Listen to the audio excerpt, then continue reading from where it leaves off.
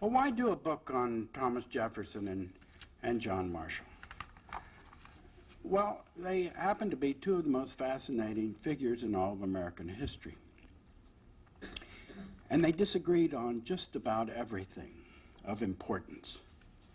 They disagreed on the notion of federalism, the relationship between the federal government and the states. And they disagreed upon the role of the federal judiciary. They disagreed on the impeachment clause of the Constitution, and they disagreed on the treason clause of the Constitution. They disagreed on the meaning of executive privilege. And these were all very, very important issues in their day. And of course, they're very relevant today. We're still arguing about the meaning of federalism, about the role of the federal judiciary, on impeachment. What are high crimes and misdemeanors under the impeachment clause? Executive privilege. So many of these issues which they disagreed on, we're still talking about even today.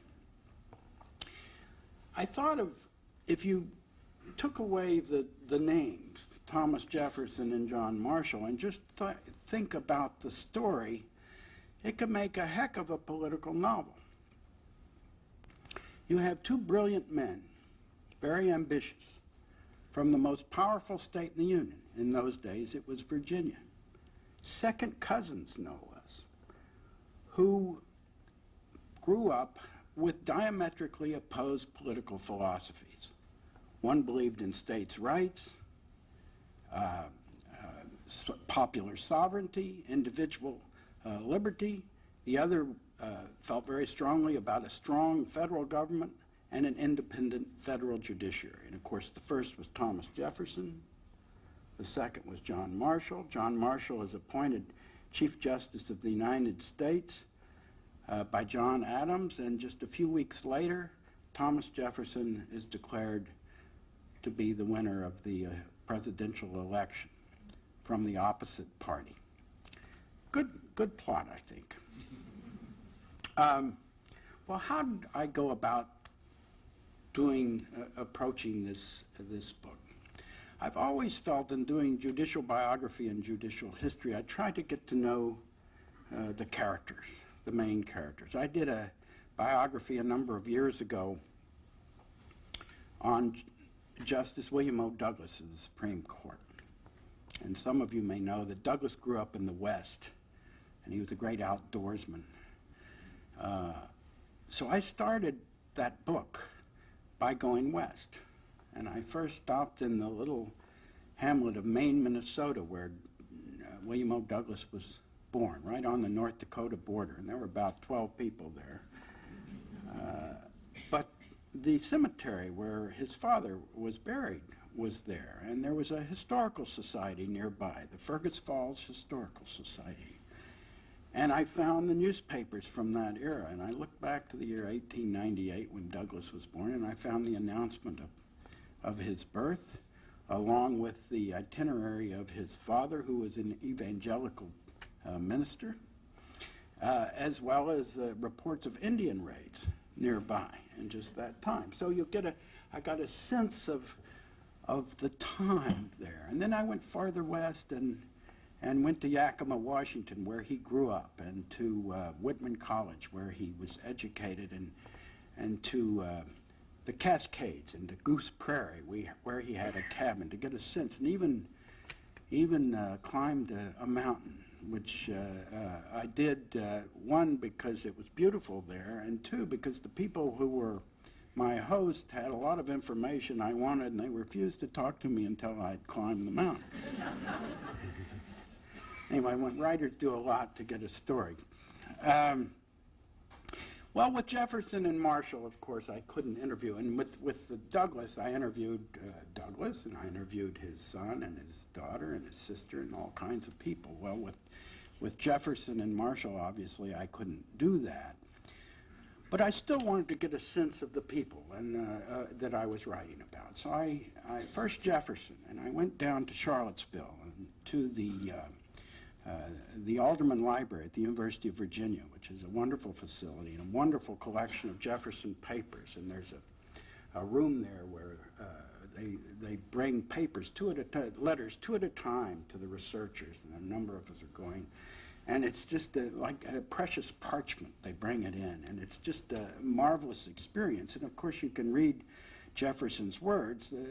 No one, in my view, was more eloquent, at least no American more eloquent than Thomas Jefferson, not just in the Declaration of Independence, but in his private correspondence. And Jefferson writes Madison, and he writes Monroe, and he writes his daughter. It's very, very touching letters. So you get a great sense of the man, both the depth of his views and feelings and the breadth of his interest from the letters. And then I had dinner in Charlottesville with a couple of other Jefferson scholars, and we're talking, and they're talking about TJ. And I,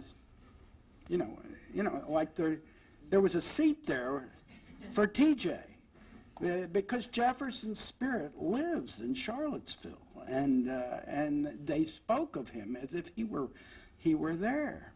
And then I went to Monticello, as you must do. It's a beautiful place, and thousands upon thousands of Americans go there every year, and it's a perfect reflection of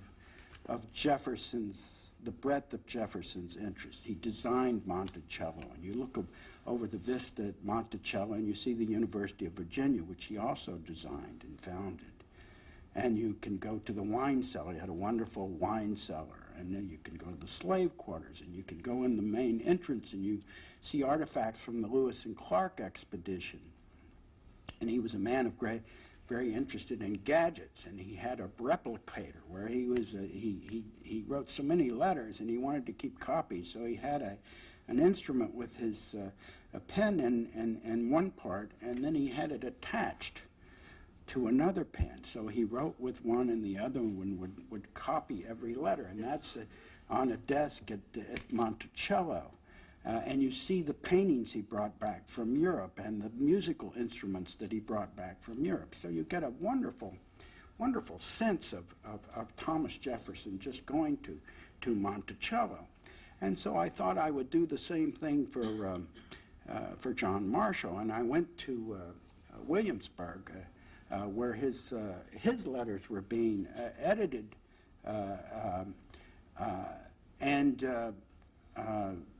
there was not a large room with a staff of a score of assistants bringing in letters. There was one man who was the editor and one assistant, and I was the only person there.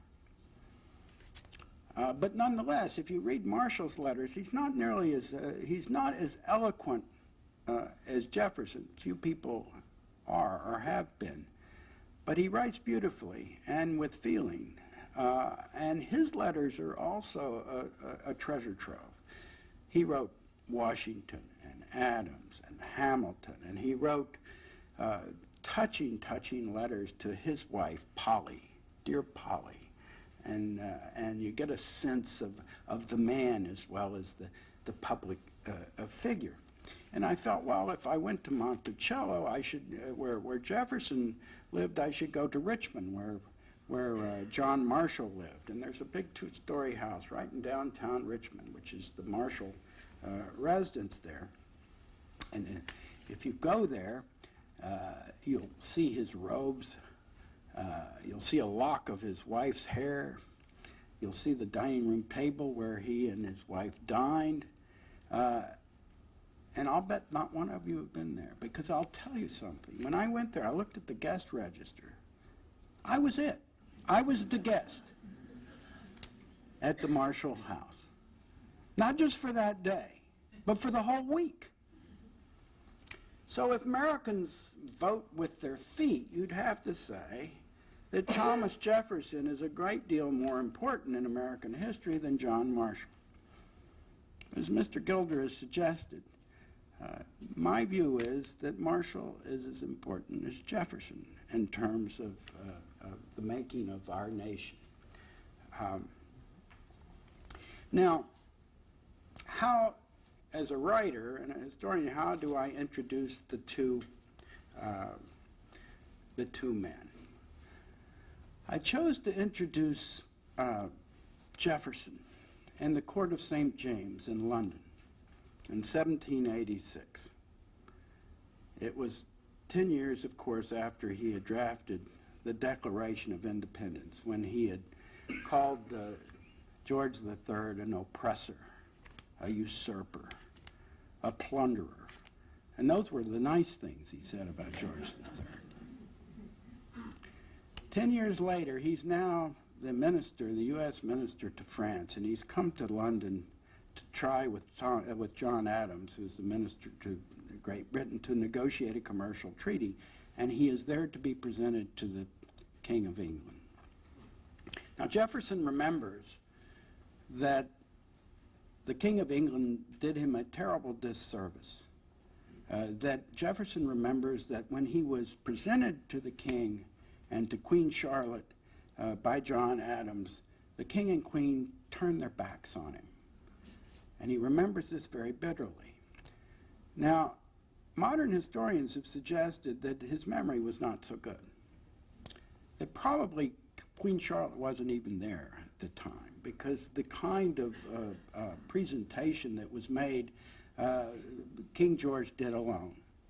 And not only that, it would have been probably unusual for him to have turned his back, because the king moved as a head of state might move in a walkabout, and he would greet visiting dignitaries as he went along, and to have turned his back on Thomas Jefferson, he would have almost had to do a pirouette. Nobody remembered that George III did that, or indeed that he turned his back on Thomas Jefferson. But it did not matter in terms of Jefferson's memory of George III and his memory of his negotiation with Adams, with the British foreign minister, who was very dismissive of the Americans.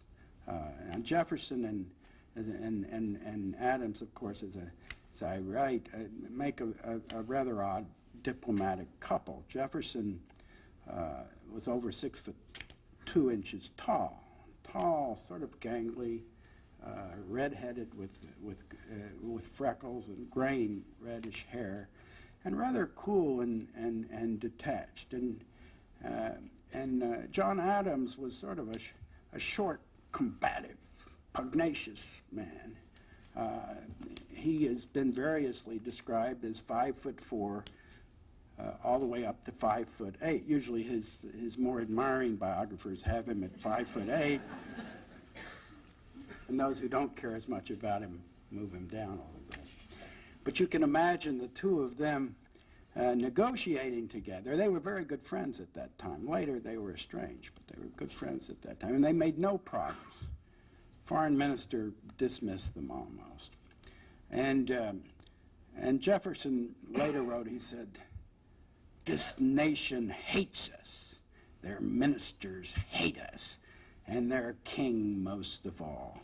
And it was an attitude that Jefferson carried with him for quite some time, and it was one of the issues that he and John Marshall disagreed on over the years, which I talk about in the book. Now, he loved a lot about England. He loved their gardens.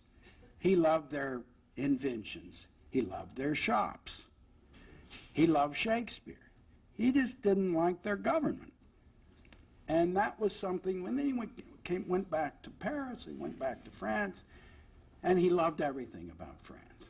He loved their salons, he loved their wines, he loved their women, he loved their revolutionary spirit later on. He was a great admirer of the French Revolution later on. And he was a confirmed Francophile. Just almost the opposite to John Marshall. And then so that's how I introduce Jefferson in the book. Then I introduced John Marshall at the Constitutional Ratification Convention in Richmond. Marshall then is a very young lawyer, Virginia lawyer. He's in his early 30s. He's a big man. He's over 6 feet tall, dark hair, piercing black eyes, always enjoyed drinking with his buddies at taverns, always seemed to be in a disheveled condition. His suits always looked like he'd slept in them even when he just put them on. He had a very rumpled appearance, very unpretentious, but he was not the star of this convention. There was James Madison and Edmund Randolph and Edmund Pendleton, all arguing in favor of the ratification of the Constitution, but Marshall was given the floor, and he did, in fact, favor the ratification of the Constitution. He said, the good greatly preponderates, said Marshall. And he was then followed by Patrick Henry. Patrick Henry, the firebrand, who was against the ratification of the Constitution. He was an anti-federalist. He was a strong states' rights man. He thought the Constitution squinted at monarchy, he said. And he disagreed with everything that John Marshall said, but at the end he said, but I respect the honorable gentleman, being John Marshall. And that was something that was typical. Marshall disagreed with lots of people, but almost everybody that he disagreed with, whether it was James Madison or James Monroe or anyone else. Hamilton, he really didn't agree with everything Hamilton said. They respected him in any argument, with one exception, Thomas Jefferson. They never liked each other. They distrusted each other. They disagreed with each other. And of course, that's really the subject of my book. Now, the first episode that I talk about is one in foreign policy. John Adams appointed John Marshall as an envoy to go to Paris with 2 other Americans to try to negotiate a peace treaty with France. This was in 1797. And the French were plundering on the high seas, and they were there to try to come to some kind of peaceful settlement. And the French were not in much of a mood for it. And indeed, they were making no progress. And 3 men who Marshall identified as representatives of the French government, later known as X, Y, and Z in his reports. The famous XYZ report said, we'll negotiate if you cross our palms with 50,000 pounds. But if you won't, we're not going to negotiate. Well, Marshall and his fellow diplomats rejected it. They were insulted, as they should have been. And Marshall wrote a report back to the president in which he talked about Mr. X, Y, and Z and what they had tried to do. And of course, once it became public, it was an outrage. It was a scandal. How dare they insult the sovereign nation of the United States? And Marshall returned to the United States. He was the first one to return, and he returned a conquering hero. I mean, the newspapers applauded him, and he was met by a militia outside of Philadelphia, which was then the capital of the United States, and escorted to Philadelphia, and there were parades and cannons and the whole bit. And he was a conquering hero. He had stood up to the French. Now, Thomas Jefferson was then the vice president under John Adams. And Jefferson took a very dim view of all this.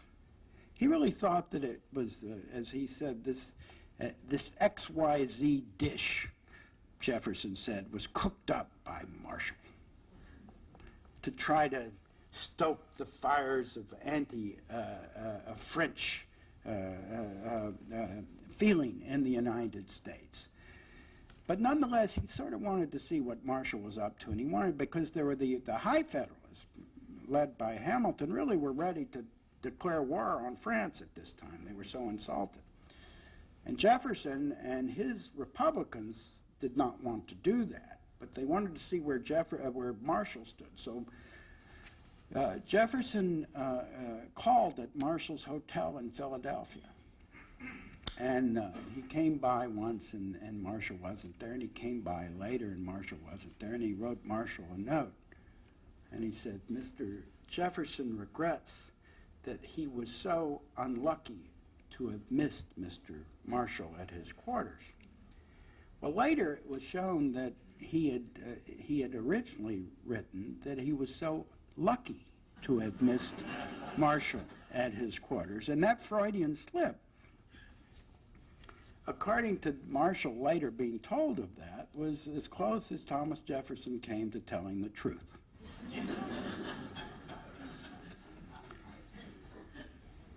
Now,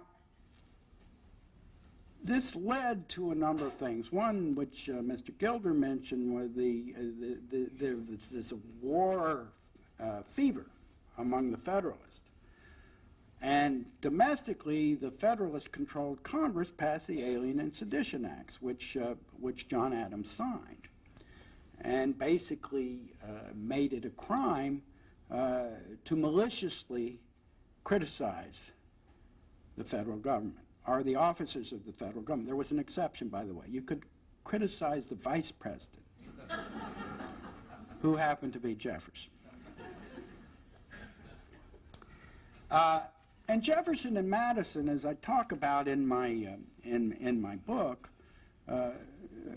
respond. And they respond with what many of you may know as the Kentucky and Virginia resolutions. Jefferson drafted what was known as the Kentucky Resolution, which basically was in principle a secessionist document. He said, you know, that if the Congress of the United States passes a law which is on its face unconstitutional, the states have a right to declare that it's null and void. Jefferson thought the Sedition Act, as he once wrote, was worthy of the 8th century, he said. But he went on with this Kentucky Resolution to talk about nullification. Now, we know later on that this is a theme that John C. Calhoun, for example, took up later on. Now, Madison reined him in. Madison was Jefferson's alter ego. And Madison says, well, you don't really want to say that. You really don't want to talk about secession. I mean, what you really want to do is firmly oppose the laws, but not dwell upon the possibility of secession. And Jefferson, as he often did, he says, you know, I deferred to my friend Madison, who is very pragmatic and sound. But the issue, now those, and Madison drafted the Virginia resolutions, which were not as radical as the Kentucky resolutions. But no other state followed, either Kentucky. The Kentucky passed a diluted set of resolutions that didn't have Jefferson's nullification provision in it. And Virginia's resolutions were a good deal more moderate. But what those resolutions did was to bring an issue to the forefront and helped the Republicans in the election of 1800, when Jefferson ran in opposition to John Adams. Now, in those days, before the 12th Amendment, the way the presidential election was set up was that the person who got the most votes became president, and the one who got the second most votes became vice president, even if they were from opposing parties. And that, of course, is what happened in 1796. John Adams got 3 more electoral votes than Thomas Jefferson, so Adams became president and Jefferson became vice president. Well, it became particularly intriguing in the election of 1800 because Jefferson's running mate, you really wouldn't call him a running mate, but the person he ran with on the Republican ticket in 1796 was Aaron Burr. And Burr was very upset because many of the electors, particularly from Virginia, had withheld their vote from Burr in 1796. So before he would go on the ticket with Jefferson in 1800, he said that, you know, there must be a commitment even from the electors in Virginia. Well, they wanted Burr on the ticket because Burr said he could, and in fact he did deliver the New York delegation to Jefferson, and Jefferson needed it. I mean, Jefferson, of course, was above the fray, and he only issued broad philosophical pronouncements. But in fact, he could count votes better than anyone else at the time. He knew exactly what he needed to be elected president. He knew that he needed New York. And indeed, that turned out to be the case. But the Republican electors were very true to their word, and not a single one of them withheld the vote from Aaron Burr, so that they voted equally for Thomas Jefferson and Aaron Burr. Now, the plan was that at least one elector, Republican elector, would withhold his vote from Aaron Burr, and that didn't happen. So as a result, Burr and Jefferson had exactly the same number of electoral votes, and John Adams came in third. So before this was official, Jefferson was writing Burr, and Burr was writing Jefferson, and Burr said, you know, you're our leader. I look forward to serving in your administration. And Jefferson was sort of probing him, no problem, and Mr. Burr is an honorable man. Jefferson wrote one of his daughters. And then the final tally came up, and they had the same number of votes. And Burr said, President Burr. And the Federalists thought, President Burr, because not that they were that crazy about Aaron Burr, but they truly hated Thomas Jefferson. So, as you know, unless the Supreme Court intervenes, that if there's a tie vote, it goes to the House of Representatives under the Constitution, which is where it went, because it was a tie vote. And all the Federalists were voting for Burr, and the Republicans were voting for Jefferson. And Marshall was having none of it. He said, I don't know Burr, but I have insuperable objections to Thomas Jefferson. Now, Marshall at that time was Adams' Secretary of State. He could have been very influential. He'd been in the House of Representatives. He very respected public official.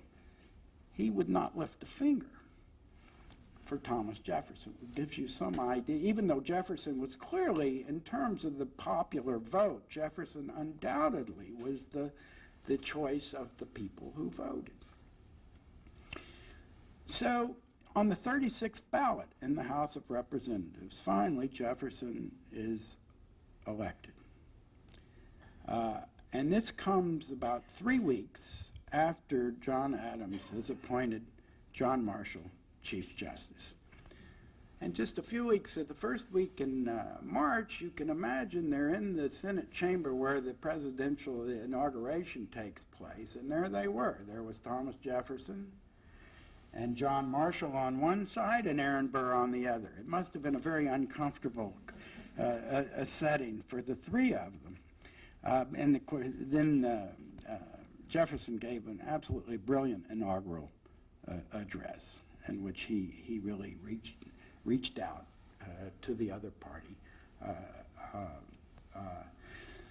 And he set upon his Republican agenda, with Madison as Secretary of State and Albert Gallatin as Secretary of Treasury. Marshall's task was difficult. Marshall had to try to make the Supreme Court less political. The court had up to that time been extremely political. All the justices had been members of the Federalist Party. Some of them had campaigned politically two of them had campaigned for John Adams in the election of 1800. Several of them had presided at the Alien and particularly the Sedition Act prosecutions. They made no secret of their partisanship on the bench. But they had to be careful, and John Marshall knew it, because now you had a Republican president and a Republican-controlled Congress, and they were just itching to get at the court.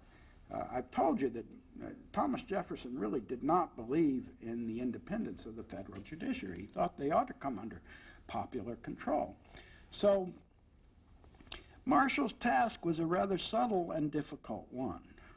And the first case, which every law student reads, is called Marbury versus Madison, in which John Marshall for the Supreme Court declared that an act of Congress was unconstitutional. In doing so, he raised the status of the court to be equal with the two other popular branches of the government. Now, before that, that wasn't so.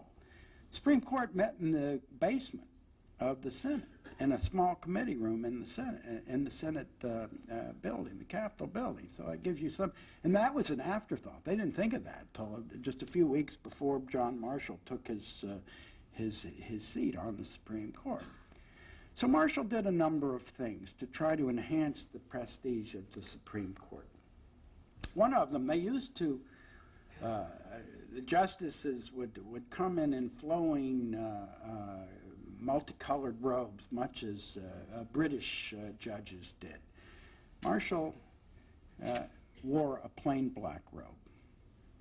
He didn't say anything to those, but before long, all of them were wearing a plain black robe, not to call attention to themselves. Another thing, the justices used to, each one of them would write an opinion on every single case, which gave a sense of a splintering. Marshall encouraged a single opinion for the court, almost all of which he wrote. So he gave a sense of authority to the court. Now back to Marbury versus Madison, which could have been a very, it was a problematic case for Marshall, because William Marbury had been given a judicial commission by John Adams in the last hours. He was one of the so-called midnight judges of John Adams' last hours in office. Adams was determined that the Federalists who had lost the presidency and the Congress were going to hold on to the judiciary, and he was going to stack them with loyal Federalists, and William Marbury was one of them. And Marbury's commission was signed by John Adams, and it was sealed by the Secretary of State, who happened to be John Marshall.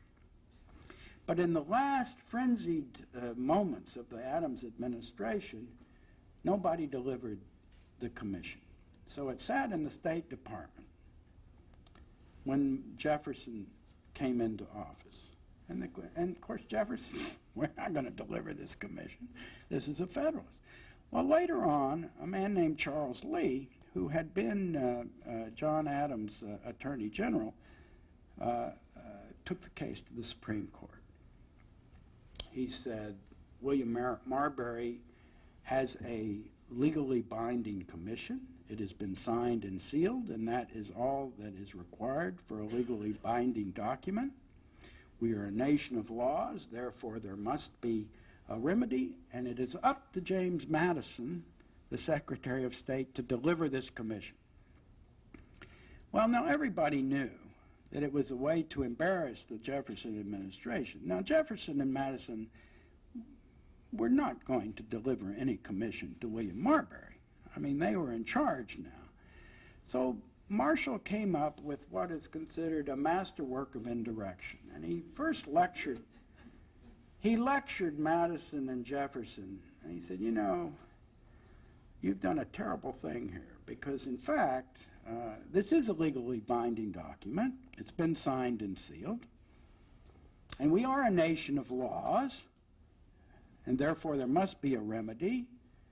And yes, it's true that the Congress of the United States has given us the jurisdiction to hear this case originally, But then he looked at Article 3 of the Constitution. He said, but darn it, we don't have jurisdiction under Article 3 of the Constitution. And when there's a conflict between the Constitution on one hand and an ordinary act of the Congress on the other, the Constitution, of course, prevails. And then he declared the act of Congress unconstitutional for the first time. Now, why was it a masterwork of indirection?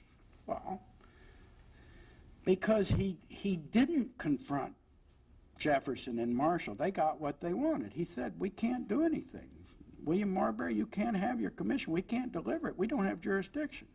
On the other hand, he declared for all time that the Supreme Court really had the authority to declare an act of Congress unconstitutional, which moved the Supreme Court up in terms of its authority and prestige. Now, Jefferson was not idle. I told you he was very suspicious of the Supreme Court, the Federalist-dominated Supreme Court, with good reason. It had been a very politicized group of justices. They'd campaigned against him. They presided over the Sedition Act. And one who perhaps more than any other epitomized the partisanship of the Federalist judiciary was Samuel Chase. Samuel Chase was from Maryland. He was a revolutionary, a firebrand, a revolutionary. He was against the British, and later he was against the Republicans. He was appointed to the Supreme Court by George Washington. He was a very able lawyer, by the way, and an able judge. But he just couldn't help himself. He was one who campaigned for Adams in 1800, and then he also presided a number of the Sedition Act trials. And in one, which I write about, the trial of James Callender, who was a muckraking journalist, who at that time was favoring the Republicans, though he later changed his mind. So Callender was brought up for his malicious criticisms of the Adams administration, and Chase was the presiding judge, and he could hardly wait. He said he even told a colleague, I'm worried we're not going to get this rascal in court. Well, they got him in court, and then he systematically harassed Callender's defense counsel and rejected most of the evidence that they had tried to present in Callender's defense. And when the jury came in, as they almost had to do, with a verdict of guilty, he congratulated them on their good judgment. Well, after Jefferson was elected president, most of the other Federalist judges sort of toned down their rhetoric, not Samuel Chase. He gave a number of instructions to grand juries in which he lashed out at the mobocracy philosophy of the Jeffersonians. And one such instruction was printed in a Baltimore newspaper and sent to Jefferson, who was, of course, then the president. And Jefferson just snapped. He was so angry about it. But typically, he sent it to one of his floor managers in the Congress. He said, don't you think this is a terrible thing? Now, this particular leader had already been instrumental in leading an impeachment action against a federal court, a lower court judge. So the message was very clear. Go after Samuel Chase. Impeach him. He didn't say impeach him. He said, and by the way, keep me out of it, says Thomas Jefferson. And in fact, the Republicans in the House of Representatives did impeach Samuel Chase, and then it was up to John Randolph, who was the floor leader of the Republicans in the House, to argue the case for impeachment in the Senate. As Mr. Gilder said, Aaron Burr presided, and he was under indictment for murder in 2 states at the time, but he was still vice president. And he also, Aaron Burr, was a very able lawyer, and he actually presided very admirably at the Chase trial. And Randolph had a very difficult task. Randolph was not a lawyer, and it was a problem for him. He had to deal with the impeachment clause of the Constitution and determine whether Chase's partisanship in presiding at the Sedition Act trials and even his instructions to the grand jury amounted to a high crime and misdemeanor under the Constitution. And he argued, of course, this was an abuse of authority, abuse of power, which was sufficient to deserve a vote of impeachment. Luther Martin, who was the lead trial lawyer of his day, defended Chase. Luther Martin, to look at him, you would not have thought of him as the leading trial lawyer of his day. He was sort of a scruffy, somewhat crude individual. He was ungrammatical, and he drank too much. He was actually an alcoholic. But he could talk to a jury. In this case, he could talk to the senators who were the jury, as no other lawyer of his day. And he said, you have to concentrate on whether this is an indictable crime.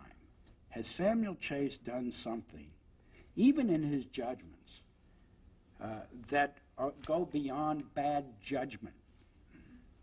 And he said that he hadn't.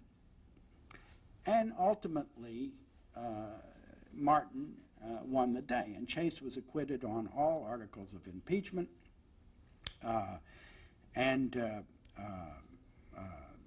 Jefferson later talked about the impeachment clause as a mere scarecrow. He really was very disappointed, I think, because again, his view was that the judiciary ought to come out of, be controlled by the popular branches of government. Now, I'll talk about the Burr-Treason trial briefly, and then draw to a conclusion, then open this up to some questions from you. The week after Aaron Burr had presided so admirably at the Chase impeachment trial, he realized he didn't have too many good options open to him. He was indicted for murder in New York and New Jersey, so it had been very difficult for him to practice law, which he had done in New York. He was a pariah in his own party, the Republican Party. Jefferson had dumped him from his ticket, and when he was reelected in 1804, Jefferson was very distrustful of Burr.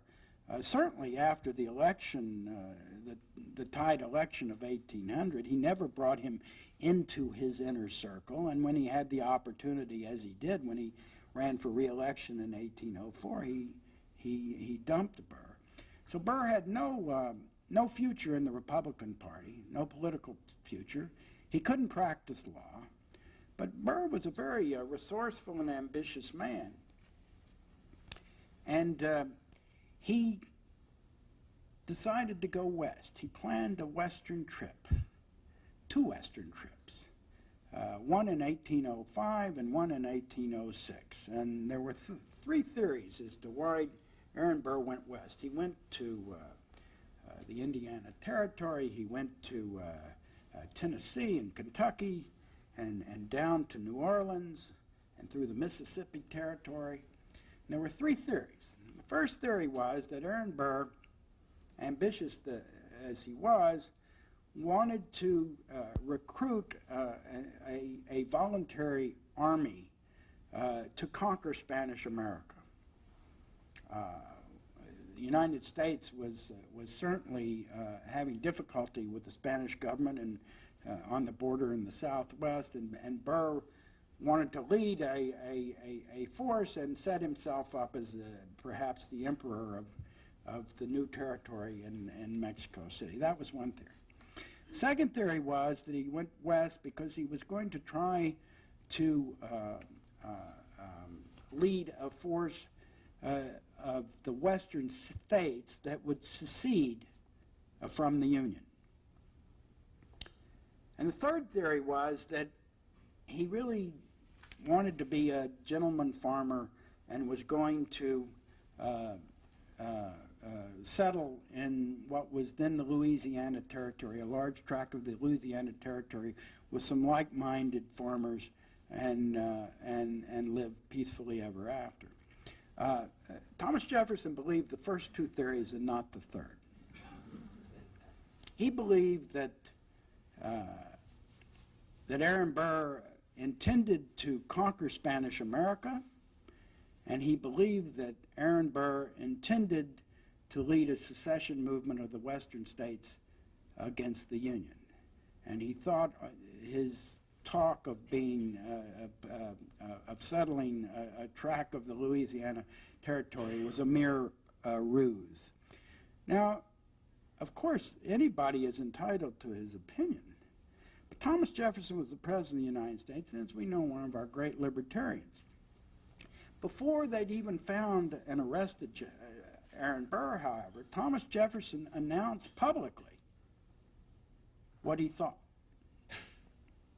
And he said publicly that Aaron Burr was guilty of treason before he'd even been arrested, before he'd ever been in a court of law. Now later, Burr was arrested. He was brought to the circuit court in Richmond, Virginia. And the presiding judge was John Marshall. In those days, the justices of the Supreme Court we call road circuit. So they not only they presided 2 terms in the capital, short terms, but they also were responsible for sitting in their circuit, and the Virginia circuit was John Marshall's.